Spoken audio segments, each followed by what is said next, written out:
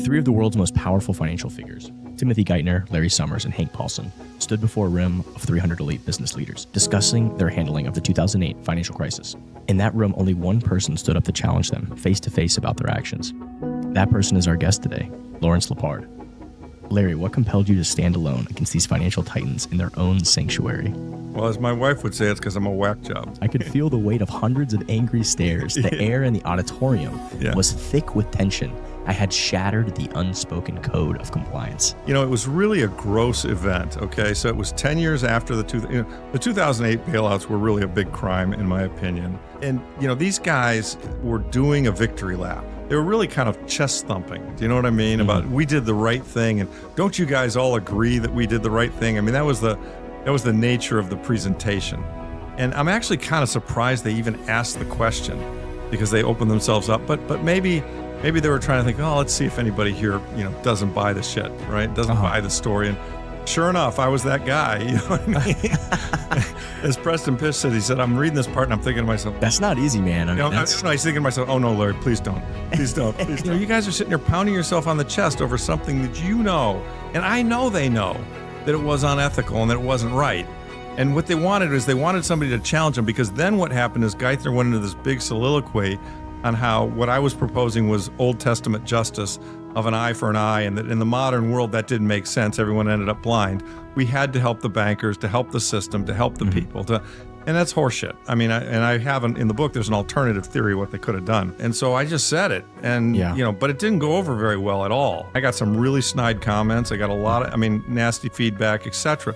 Having said that, you know, and there were 300 people in the room. Probably a half a dozen came up to me, like, you know, just quietly after, like, that fucking took balls. And one guy came up, he said, you know, he was older than me, a lot older than me. He said, man, what you said was dead ass right.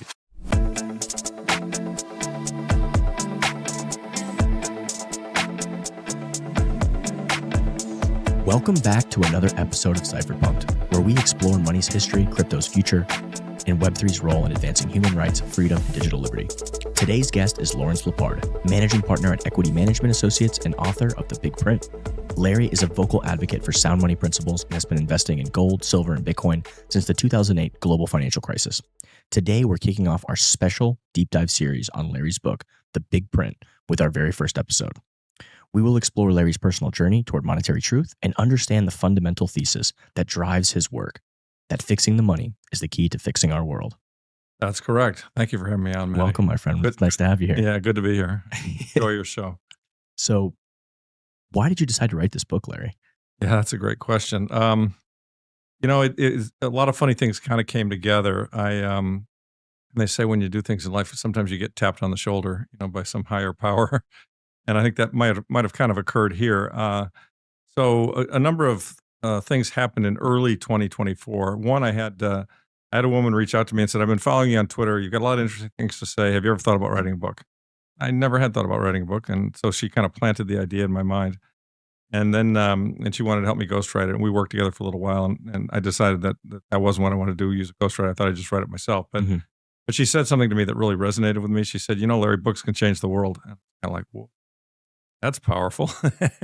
And then I thought to myself, am I capable of writing a book that's good enough to change the world? And I still don't know the answer to that, but I thought I'd give it my best shot. And that fortuitous event where somebody suggested it to me, I didn't really think about it, coincided with, you know, as you know, last year we had a presidential election. And so early 2024, the election cycle was in full blare, you know, for that fall. And I was listening to, you know, blue team and red team fighting each other. And I just got so incredibly frustrated because they were talking about all kinds of things that didn't seem to be as important as the underlying issue that I believe to be the most important issue, which is the unsound monetary system, the Keynesian monetary system that we run under. And I thought to myself, you know, nobody's really saying anything about it. We had a presidential debate where neither side talked about the debt, the deficit, the money printing, all that just didn't even get mentioned. Yeah. And I was just like, wow. You know, the biggest and most important issue in the country today, in my opinion, humbly, and I could be wrong, but in my opinion, the biggest and most important issue in the country today is not even being discussed.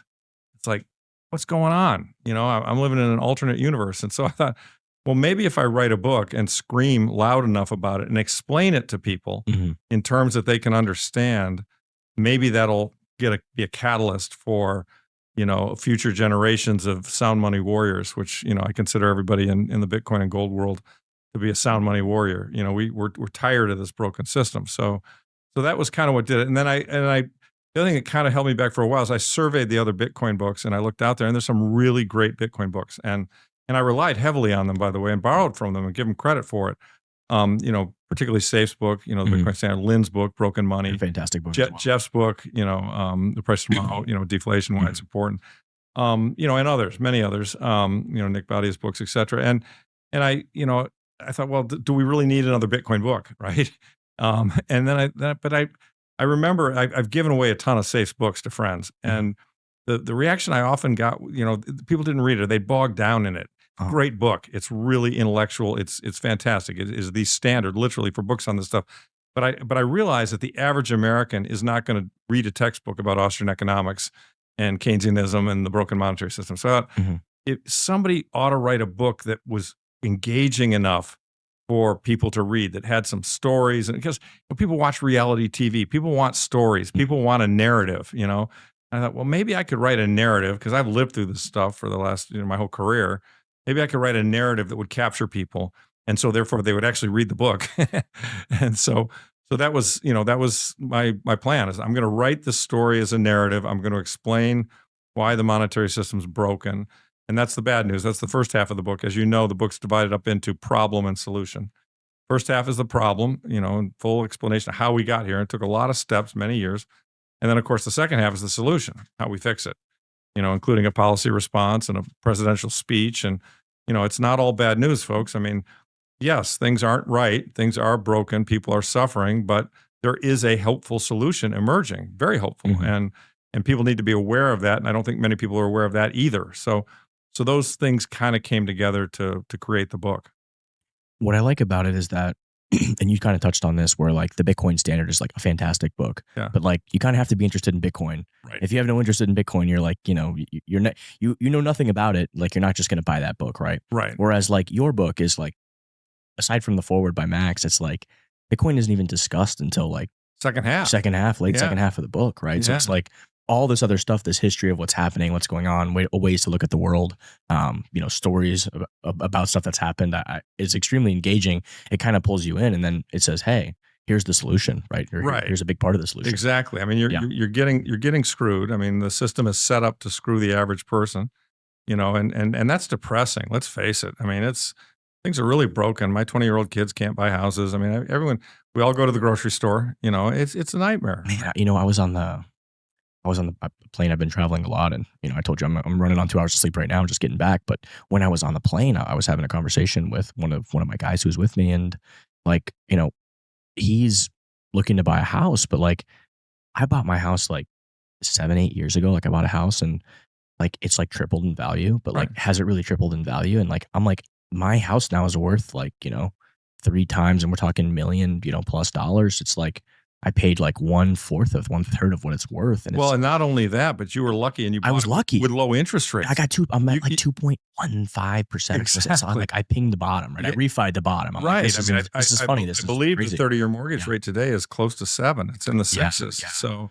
and it makes housing unaffordable for young people. Yeah. It's terribly sad. I'm lucky that I just like I know so many people that like have families that are like renting. Like it's like I've built this equity, and like it's a lot of it is because of the money printing. People are the whole we can dive down. You were fortunate. I was fortunate to be in that you were able to buy. And by the way, housing is the one. I mean, the way, and we're going to go into this obviously, but the way that the wealthy have taken advantage of the more average people is that they have access to cheap credit. Average people have to pay 25% to the credit card companies. If you're somewhat better off, you can at least get a mortgage. And there was a time when you could get them at 3%. And so that was the one way that you could kind of get ahead. Yeah. But even that's gone away because interest rates are higher now. Yeah, it's wild. Extremely wild once you really start unpacking it. And you've got so many great charts and graphs and stuff in the book. So there's a reason, like, read that book. It's fantastic. Oh, and thank you, Rick. then after you read the book, come back and listen to our podcast series about it to unpack all these things. Yeah. You know, because in the book are charts and graphs and visual things, and just like kind of Safe did in the Bitcoin Standard. Yeah. You've got the same kind of thing where you can really visualize the problem and really see when certain events occur, right? Well, It's like what the fuck happened in 1971 is a big part of it, and you just like see yeah. this I mean, stuff just like go parabolically crazy. and I've been told that by people who've read the book. They're like, oh my God, I had no idea that this was true. You know, like the chart that's most depressing in there is that top 1% of the country owns 92% of the wealth. I mean, that's not a democracy. That's not a Yeah. middle class. That's an oligarchy, you know, where the people who are in power and have, you know, access to the cheap credit can take advantage of everybody else. And so it's just, it's incredibly unfair. And as I say, that's depressing, but what's exciting, what's positive is that there's a solution emerging, and it's going to change. I mean, you know, what's the phrase we all use? Nature is healing, right? Nature is healing, yeah. We're going to fix it. Have you seen that? I got to frame this and put this up, but it's like, it's a Bitcoiner said, if I have to pay a boomer 100 times what he paid for his house, he's Yes, going to pay me 1,000 times what I paid for my Bitcoin. That's about right. That's exactly what's going to happen. That's exactly what's going to happen. Made me laugh. There's going to be a huge shift. Yeah. All right. Well, let's dive in here. Let's dive right into the forward. And, you know, we're not going to talk about Bitcoin much for the first couple episodes of this series, but something that Max Kaiser wrote that was like I loved, and I kind of highlighted to kick it off. Yeah. And he did the forward of your book. He wrote, "Bitcoin is the North Star of money. Everything going on in finance today is either aligned or misaligned with Bitcoin. You are either moving closer to Bitcoin or moving away. The way to move closer is to stack harder. Larry Fink of BlackRock knows it. Michael Saylor of MicroStrategy knows it. Paul Tudor Jones, the hedge fund wizard, knows it. Great news. Once you own Bitcoin, all these people now work for you." I know. I love that. I do too. You know, Max was so kind to write that forward. I saw him at a conference in the Middle East, and I gave him a draft of the book. I said, hey, if you like this, you know, anything you do. And he said, hey, I'll write you forward. I was like, thank God. I mean, because he's truly the original OG in the space. And I'm, you know, I'll forever be grateful for Max for him writing that. All right, let's dive in here. So you dedicated this book to your father. Yeah. Tell me about that. Well, yeah. So it's pretty personal, but my father died young. He died at 73 from cancer. And, you know, if I kind of look at who I am today, I think we're all a product of our environment and the people who raise us. And so, you know, most particularly my father just had an enormous influence on me. He was a very honorable, ethical guy, worked hard his whole life, super smart, and was just, he really believed in a fair playing field. If I had to define one thing about him, I would say he was deeply concerned about fairness for everybody. And I think that really aligns nicely with the founding documents of America. You know, it's, we're created equal in terms of our rights, not necessarily equal in terms of outcomes. Some are more talented than others. I think everybody accepts that. But I think what most Americans want, and I think what made this country great, and I think the ideal of America is a level playing field, right? And that's what, you know, made this country, you know, a world leader in 1946, which is kind of when I begin to mark the beginning of the decline. And it hasn't been a decline, but been slippage off of the idea. And don't get me wrong, there are a lot of things that the country did between its founding in 46 that are not admirable. But having said that, you know, we were a great country, still are a great country, but we've really lost our way, in my view, because the system has gotten more unfair. And I think that's, you know, if you look at all the political anger that we see today, you know, and it started, as we discussed earlier, it started with Occupy Wall Street, you know, when they bailed out the bankers in 08, that was the beginning of a really bad crime. I mean, there were crimes before that, but that was a bad one. And, you know, the Occupy Wall Street movement came as a result of the fact that 95% of the country, they were like, hey, what's this all about? You know, you mean we got to lose our houses, lose our jobs, have a bad economy? And these guys who did it, who made this whole credit bubble happen, they get bailed out and they get $20 billion in bonuses. You know, that's not right. Have you ever seen the meme where it's like everyone's outside with the Occupy Wall Street signs and there's like the banker sitting in his office. He's like, hurry up, distract them with identity politics or something. No, I haven't seen that. Oh, it's a great one. But that makes sense. It's like, right? That's exactly what they did, right? Yeah. Yeah, just they got everybody calmed down. Yep. Like, it's all going to be fine. Yeah. Yeah. It's just classic, right? Yeah.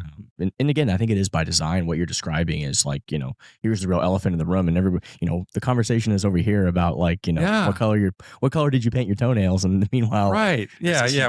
What pronouns are you using? Yeah. It's nuts. It really is like, you really have to take that orange pill and that red pill, you know what I mean? Like step outside the matrix, right? To really understand, okay, what's happening. And I think once you do, I think your book is a really good example of shattering that matrix for people once they really dive down and understand all these things. It's like, oh my God, this is so obvious, right? It's like, it is. It was like, to those of us who've been in it, it seems extremely obvious, but to be fair to our fellow citizens, they've been gaslit in a really, really big way, and I always amazed. I see Jerome Powell doing his press conferences, and I always listen, just, we are doing this on behalf of what's in the best interest of the American people. And I want to just throw tomatoes at the TV and scream bullshit. You're doing it what's in the best interest of the bankers, period, full stop. And we all know that. And, but I mean, but here's the thing.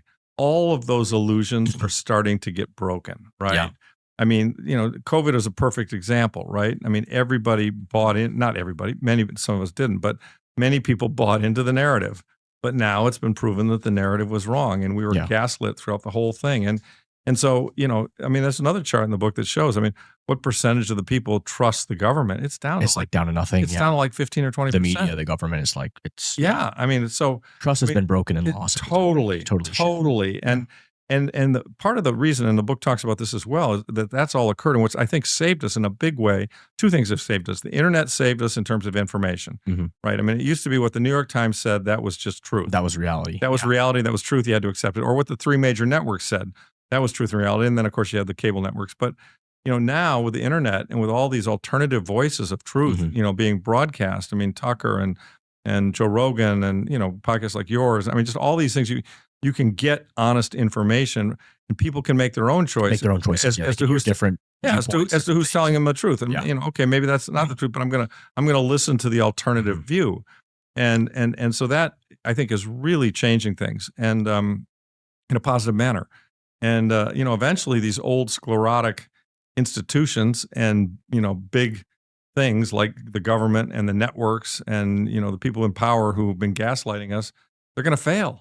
They're just going to fail because nobody's going to believe them anymore. I think that's already, I mean, you're really seeing they're failing. They're failing. Right. I mean, it's like, I think CNN in primetime has less than like 500,000 viewers or something. I know the numbers are terrible, kind right? of insane. I mean, it's Yeah.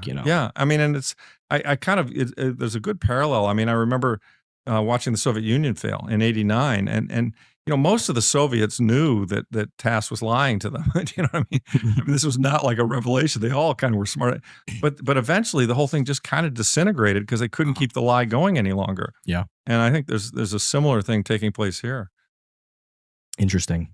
Yeah, you speak of the Soviet Union. I spoke to some Russians that lived through that, like through a lot of that, and they kind of just said like, they just knew that it was all lies, but it was kind of like you just kind of like grin. What could you do? A very sad like cultural reflection of their civilization, which was like everybody. It's like that we know that you're lying. That we know that you're lying. It's like, but you just keep on lying. Well, there wasn't necessarily an easy exit until eventually kind of one presented itself. And yeah. Well, I think your dad would be proud of you. I think you wrote a fantastic book. I appreciate that. I think he would be very proud of you. Yeah. Thanks. Before we dive in here, let me share this remarkable story to tee us off here. Okay. In 2013, at Harvard Business School, three of the world's... 2018. Oh, it's 2018. Yeah, okay, 2018. Okay. Yeah, that's good. 2018. All right. At 2018, I misread. The 3 is an 8. Or the 8 is 3. Three of the world's most powerful financial figures, Timothy Geithner, Larry Summers, and Hank Paulson, stood before a room of 300 elite business leaders, discussing their handling of the 2008 financial crisis. In that room, only one person stood up to challenge them face to face about their actions. That person is our guest today, Lawrence Lepard. Larry, what compelled you to stand alone against these financial titans in their own sanctuary? Well, as my wife would say, it's because I'm a whack job. What you said in the book here, I could feel the weight of hundreds of angry stares. The air in the auditorium was thick with tension. I had shattered the unspoken code of compliance. Exactly. Well, it was really a gross event. Okay. So it was 10 years after the 2008 bailouts were really a big crime, in my opinion. And they occurred, and they kicked off the fourth turning. We'll talk about what that is later. But, these guys were doing a victory lap, right? They'd come back to, Paulson had gone to Harvard Business School and Summers was a professor at Harvard, so on. And they'd come back to kind of talk about to all the Harvard Business School people about how what they did in 2008 was courageous and honorable, and they saved the system. And they were really kind of chest thumping. Do you know what I mean? Mm-hmm. About we did the right thing, and don't you guys all agree that we did the right thing? I mean, that was the nature of the presentation. And I'm actually kind of surprised they even asked the question because they opened themselves up. But maybe they were trying to think, oh, let's see if anybody here, doesn't buy the shit, right? Doesn't buy the story. And sure enough, I was that guy. You know what I mean? As Preston Pish said, he said, I'm reading this part and I'm thinking to myself, that's not easy, man. I mean, I was thinking to myself, oh no, Larry, please don't, please don't. Yeah. And I just couldn't help myself. I was just like, this is total fucking bullshit. You guys are sitting there pounding yourself on the chest over something that and I know they know that it was unethical and that it wasn't right. And what they wanted is they wanted somebody to challenge them, because then what happened is Geithner went into this big soliloquy on how what I was proposing was Old Testament justice of an eye for an eye, and that in the modern world that didn't make sense. Everyone ended up blind. We had to help the bankers, to help the system, to help the people. And that's horseshit. I mean, I have in the book, there's an alternative theory of what they could have done. Mm-hmm. But the point is that, yeah, I don't know. It was hard and it wasn't, because I just, it was so obvious to me what was going on. And it was so obvious to me that somebody needed to say what I said. And so I just said it. And, but it didn't go over very well at all. I mean, like I got some really snide comments. I got a lot of, nasty feedback, et cetera. Mm-hmm. Having said that, and there were 300 people in the room, probably a half a dozen came up to me, like, just quietly after, like, that fucking took balls. These are our business, one guy came up and he said, he was older than me, a lot older than me. He said, man, what you said was dead ass right. I mean, he used my words. I mean, what you said was completely right, and bravo to you for saying it. So some of us knew, It's honestly, it goes so much deeper. It's like this, and it carries over to everything in society right now. If you really look at the culture of America, it's like a total lack of accountability. It's always like what he's saying, what Geithner responded with was like, hey, nobody's really accountable here. Nobody has to actually pay the consequences of their actions. Right. Like that's the argument of what he's essentially saying, right? Right. Right. Let's it just circumstances overwhelmed us, and what we did was the best we could do. But privatize the profits and socialize the losses. So exactly. Right? And moral hazard to such a level. And by the way, I didn't get, they didn't allow me any follow-up. They shut me down very quickly. I can imagine. Yeah, right. But my point, I guess, is that they knew. I know they knew, right? And that's why, again, I wrote the book. I sent the book to most of I haven't sent it to Summers yet. I haven't sent it to Paulson, but I sent it to other people that were there. And, they know. They definitely know, and somebody's got to call them on it. And so, call me the somebody. I'm the little kid saying the emperor's naked. Let's dive into the preface of your book. Okay. This book is written because the system has been set up and controlled by a so-called elite group of financial and government people who don't care about you or your well-being. They have tilted the game board in their favor. This has led to the record wealth inequality we experience today, causing problems at all levels of our society. The system is broken because the money is broken. Right. So I think they get away with it because nobody understands what's happening. Nobody can really see. The consequences are obfuscated and hidden away. And sadly, the worst part of it is it's the fucking poorest people, like the lowest income people, who really end up suffering the consequences. Absolutely. It's a sophisticated fraud. It's a sophisticated fraud. It really is. It's not. It's very, very smart, and it's matched by sophisticated propaganda and gaslighting. Do you know what I mean? And there's a famous Voltaire quote. I think it's like something along the lines of like, inflation is like the most wicked tax, because it's like it's so nobody has any idea it's even happening. It's done so secretly and so overtly. I mean, Keynes said that, and Lenin actually originally, I think, said that, the easiest way to overthrow society is to appreciate the currency. I mean, Daniel Webster said it, it's quoted in the book. He said, I've got a lot of your quotes. Yeah, he said, inflation is, gets the sweat off the brow of the working man and enriches the wealthy. I mean, the fact of the matter is that an inflationary system is by definition a system that is set up to help those in power because they can figure out a way to benefit from inflation, and everybody else pays for it. It's just it's just that simple, But sadly, I mean, and that's why, again, I tried to make the book easy to read because, the person who's working 3 jobs has no idea. Yeah, they have no, they don't have any idea. They don't understand it. They don't necessarily have the time to study it. They're not going to read The Creature from Jekyll Island. It's 500 pages. I mean, et cetera. So I've got this book and this audio book that, look, take the time to read this and you'll see that it's pretty straightforward. And the fix is pretty straightforward too. If we return to sound money, life will get a lot better for everybody. And we can return to the promise of what America once was, which is a fair system. Exactly. Yeah. You mentioned the fourth turning. You want to unpack that and explain to our listeners? Yeah, sure. Great sure. book by Howard Strauss wrote this a long time ago. Just quickly, and most people listening probably already know this, but these guys are social scientists who studied societal trends.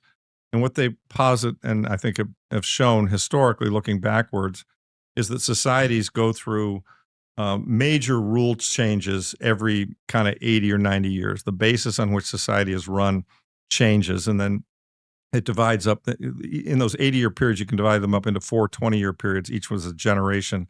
And the young, the new generation, the hero generation that solves the problem.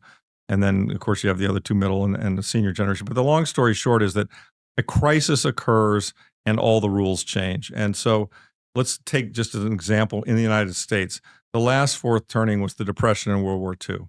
The world looked a certain way before the Depression and World War II. It looked a different way after the Depression and World War II. The one prior to that, and that was roughly 80 years ago, now more so, well, a little over 80 years ago. The one before that was the Civil War.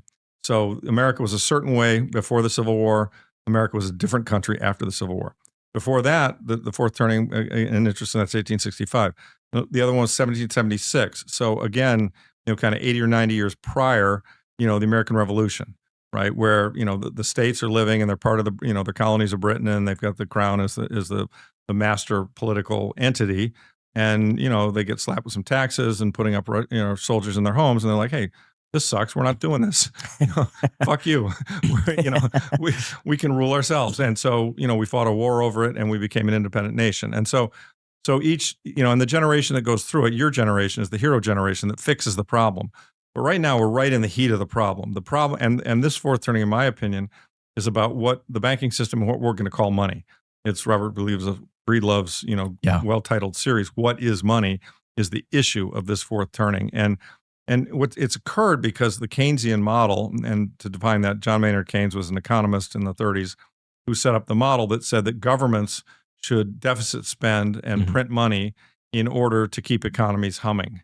And kindle animal spirits is what he said. Animal spirits. That's right. And so I read this stuff. I'm like, what the? Who says that shit? He really said that shit. I know, it's just kind of crazy. Yeah. And what was the famous quote he said? In the long run, we're all dead. Yeah. In the long run. What about the consequences? In the long run, what happens in the long run? In the long run, we're all dead. Yeah, which is a totally evil thing to say. That's like saying I don't give a shit about my kids.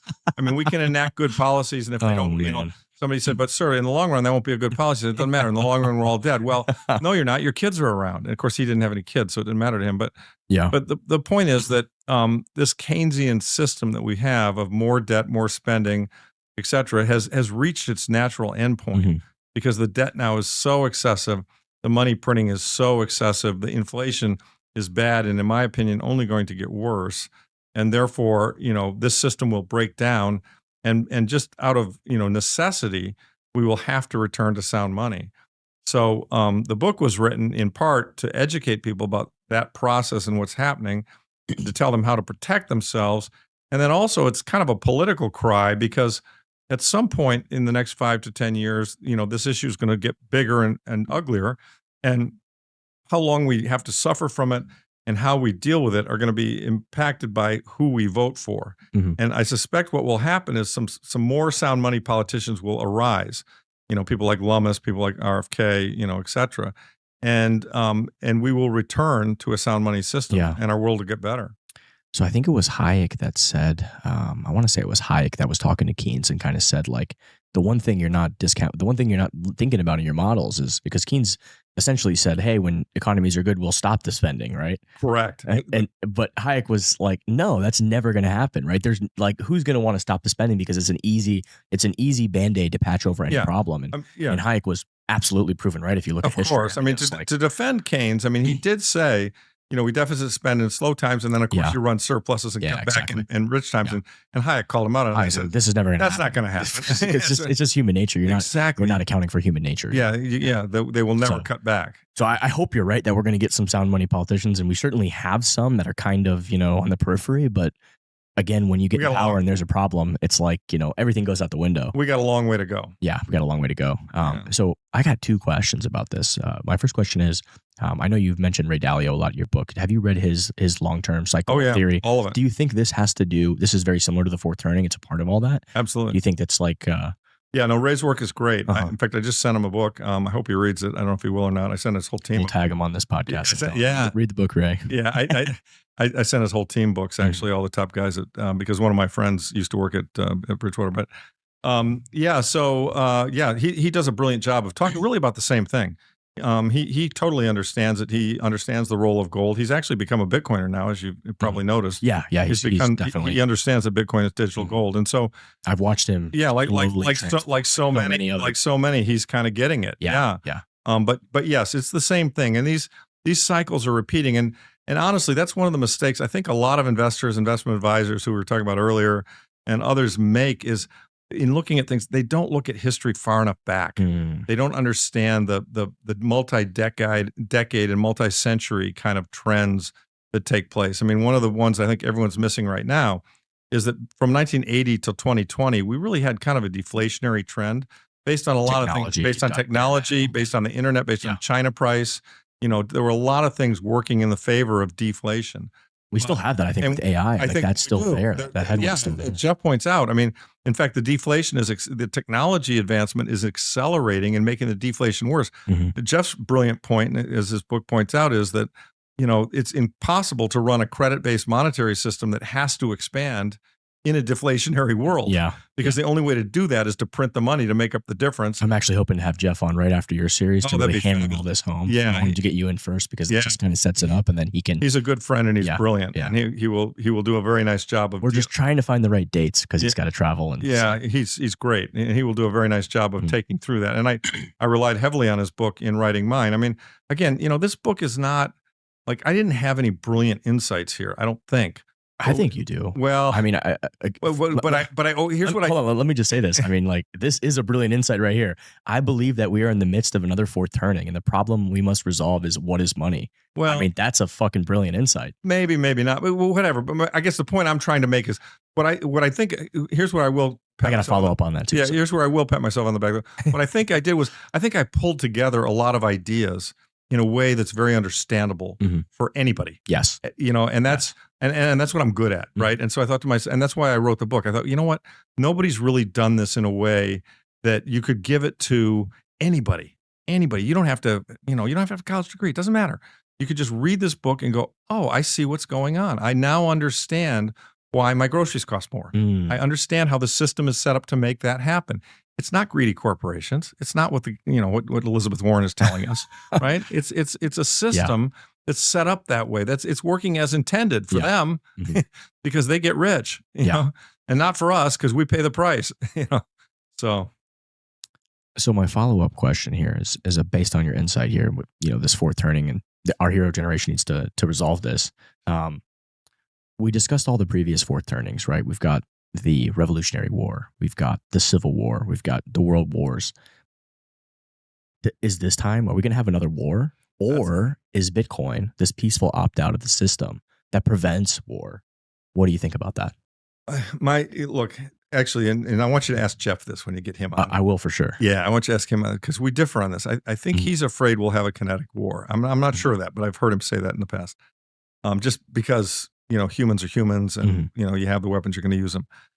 I'm more optimistic, perhaps naively so, but I'm more optimistic that I think when we used the nuclear bombs at the end of World War II, which in my opinion, by the way, was a war crime, but that's an aside. When we used the nuclear bombs at World War II, I think what we did was we informed the entire world that it is possible to destroy the human race. And I think that got pretty well deeply ingrained in everybody.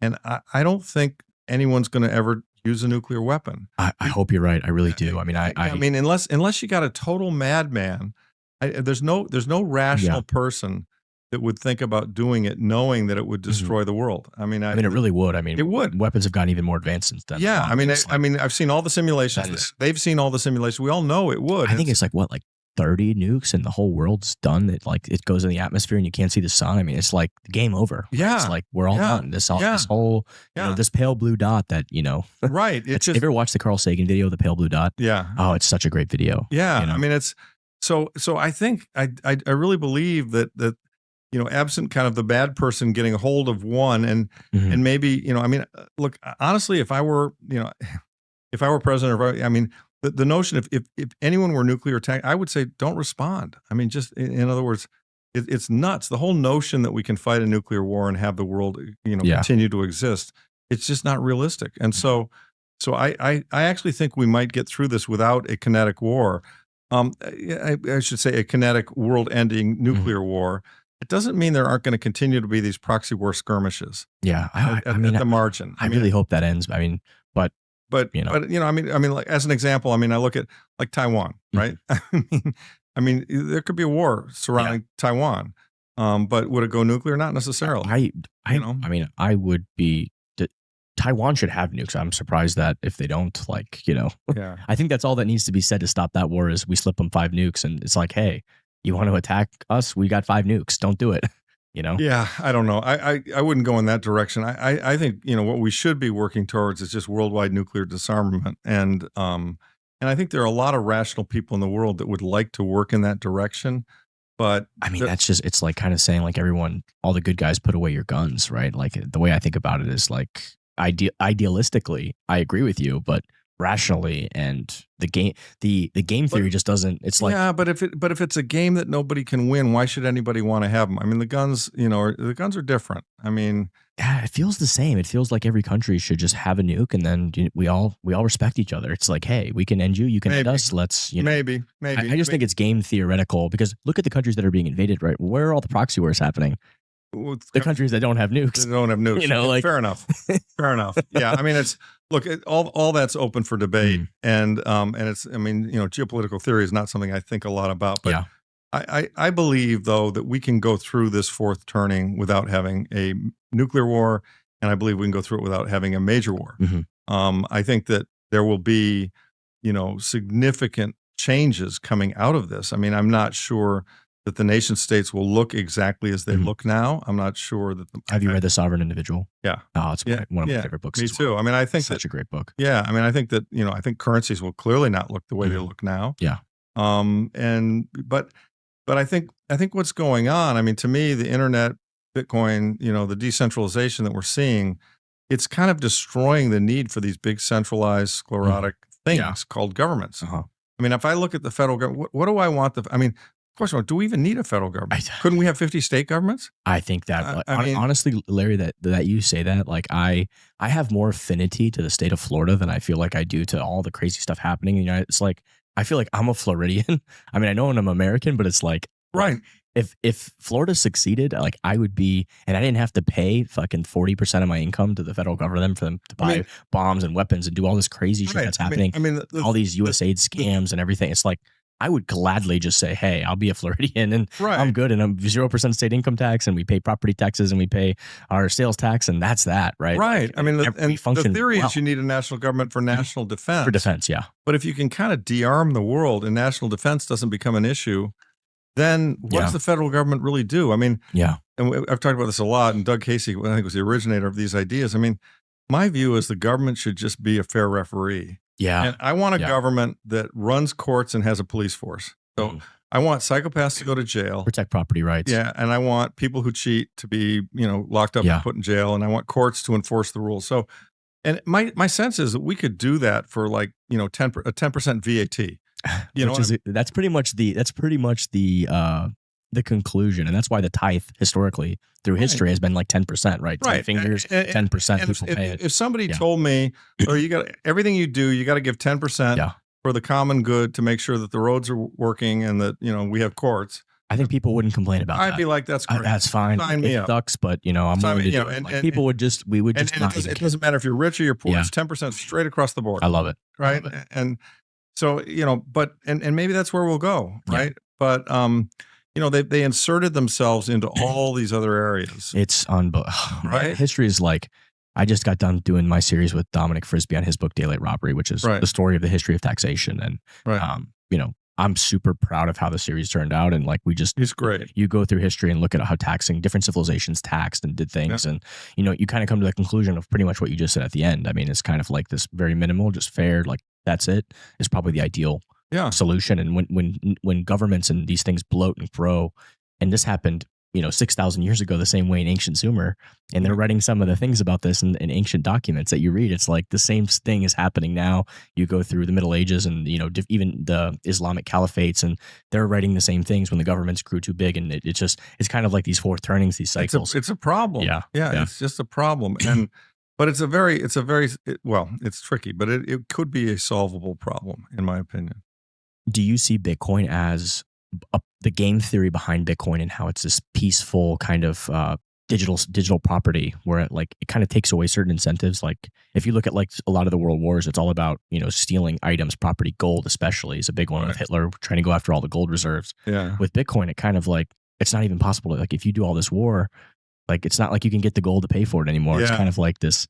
Yeah. Good luck. Yeah, no, that's right. I mean, so Bitcoin basically makes war pointless. Because, it's in the past, wars were fought over property and, and territories, and ideologies, but, and Bitcoin is neutral in terms of its ideology and its property that can't be swiped. So yeah. And more importantly, I mean, as we've all discussed and we know, the inflation we suffer, a piece of the inflation we suffer is because governments could never go to the populations and say, I'm going to tax the shit out of you and conduct a war, because the population would say, well, we don't want the war. And so what they do instead is they say, we're going to have a war and, we're going to tax the shit out of you, but we're going to hide it. We're going to hide it. You're never going to know. You're not going to realize it until the money's worth less. Which takes us to the fundamental thesis of your book. So I can read it. The greatest issue of our time is the broken monetary system, which leads to enormous wealth inequality because it gives one group of citizens an unfair advantage. Right. It also grants undue power to the government, which has led to a lot of bad policies, including perpetual wars, which is what we see. I mean, every war has been, a degradation of sound money to fund, keep it going, make it worse. It started in World War I. I mean, we weren't going to enter it, then we did enter it. I mean, the price level in the United States in World War I doubled. It had all kinds of bad repercussions. I mean, lynchings went up. There was a huge, huge inflation. Ponzi ran his scheme. The Chicago Black Sox was 1919. I mean, the World War I inflation was very devastating to this country, and every other war has been similar. So, I want to read another segment from your thesis because I have a lot of friends that are like more left leaning, younger. I mean, I'm early 30s, so still have a lot of friends that have very left-leaning perspectives. They feel like they've been, So, which is what I tell them, which is important. So you wrote here, young folks, socialists, progressives, and others complain that capitalism is flawed and broken. But in fact, we do not operate in a capitalist system, which is what I tell them. We only have this is an interesting word. Simulacrum. Yeah. Simulacrum. Which means imitation of a capitalist system. That's right. Yeah. Our system is better described as Keynesian state capitalism, or my favorite, crony capitalism, which is what it really is. Yeah. And it is all driven and supported by the monetary system composed of fiat money, Keynesian thought patterns, and inflation. We have built our financial system on a bedrock of sand, not sound money. Yep. It is collapsing. That's exactly right. That's what's going on. I mean, look, I get the Bernies and the AOCs. I get what they're angry about. I get that, they correctly identify that there are parts of the system that are incredibly unfair. but they shouldn't be railing per se against the billionaires. I mean, if a billionaire created real value and earned that money honestly, that's okay. What they should be railing about is the monetary system that allowed the quintillionaires, and those are the people who basically can borrow money cheap and get yield, to exist. I saw later on in the book you had to talk about, or you mentioned how Bernie's actually on one of the committees with Rand Paul about with the Fed to like supervise the Fed. So I feel like they kind of know there's a problem, but their solution is like not the solution. Exactly. Like it just makes it 10 times worse. They don't understand the core. I mean, exactly. They think they can tax their way out of it, and that's not going to solve it. Yeah, it's just a delusional, which if you study history, it obviously shows you this is impossible. Yeah. And then a big component of the book too is this idea of the price of money is set by a banking cartel, the Federal Reserve. Yep. Our founding fathers would be appalled. They would. They really would. I mean, the Constitution says that money should be gold and silver, and that's because they had experience with fiat money. They had experience with hyperinflation because the Continental, which was used to finance the Revolutionary War, hyperinflated. And so, they knew.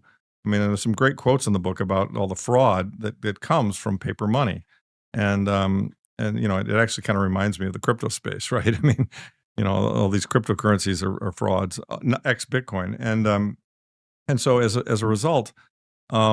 Basically, they said in the Constitution only gold and silver can be money, and knowing that that with gold and silver being money and the supply at the time being limited, it grew but limited growth, interest rates would get set correctly based on the sound money underneath it. So it's it was like a crime where they would execute you if you tried to like do all this funny money business they're doing now. It was like they definitely understood history and knew that. Yeah, I mean they didn't. I don't think they ever actually executed them, but there were laws, there were statutes on the books in that time frame where counterfeiting money was punishable by death.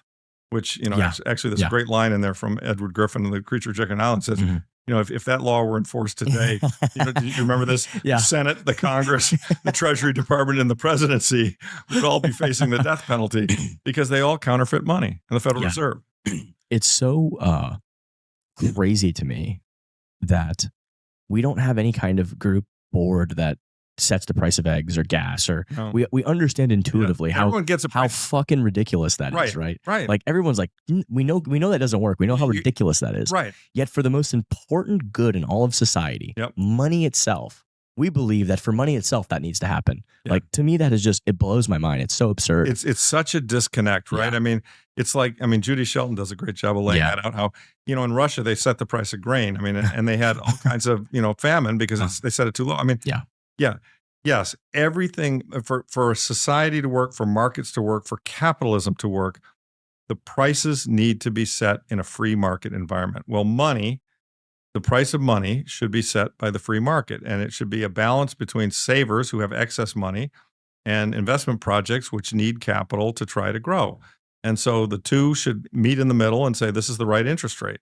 That's how the interest rate should be set. Instead, we've got this group of 12 people in DC who sit at the Fed board. And, when things are really, really tough and the money's losing value quickly, like when Volcker was in office, he sets the rate at 20% and, almost puts my father out of business. Or when things are really tough the other direction and the whole thing's collapsing, they set the rates at 0%. And, the chairman of Morgan Stanley's wife gets to borrow $220 million non-recourse. Remember that story? Well, I mean, you look at some of the USAID stuff they're finding now. Right. It's like, it's just these judges that are like blocking this stuff. It's like their wife is in the NGO. She's getting $2 million. It's like their daughter's on this one. Yeah. It's like such a conflict. I mean, how do these people still have they're not disbarred? Well, they should be like, they're like all in prison. I mean, this is insane. It is insane. They're all pigs at the trough. I mean, the other thing that I think really, it justifies an investigation is, look at the Congress and look at the Senate, and they all come there, and some come there and they're wealthy already, but most come there and they're not particularly wealthy when they get there, and their salaries are like a couple $100,000 a year. It's insane. And if the longer they've been there, it's like the more wealthy they get. The more wealthy they get. Now, how does that happen? There's only one way. They're getting bribed, right? Bribes, fraud, inside information, investment opportunities. It's just unbelievable. It's so obvious too. It's just crazy. I love this quote you have here from Gladiator. What we do in this life echoes in eternity. General Maximus. Such a great movie. That is a good movie. That's one of my favorites. The fundamental thesis: fix the money, fix the world. Let's talk a little bit about your story, because I really thought this was cool how you put this in here, and you kind of talked about your life and what happened, and how this stuff has affected you and your generations of your family right throughout time. What do you want to unpack that a little bit? Talk about? Yeah, sure. I mean, I just thought it was helpful to, again, people are going to read books where they hear about real people and they hear about real stories. And as I was examining the whole monetary system and thinking about it, I was really struck by how the Federal Reserve and our broken monetary system had actually impacted my family 3 times. The first was with my grandfather, who was a shopkeeper, store owner in Ann Arbor, Michigan, in the furniture business. In the early 20s, got all the wrong signals because they blew a bubble, and he borrowed money and expanded his business, only to have that bubble burst.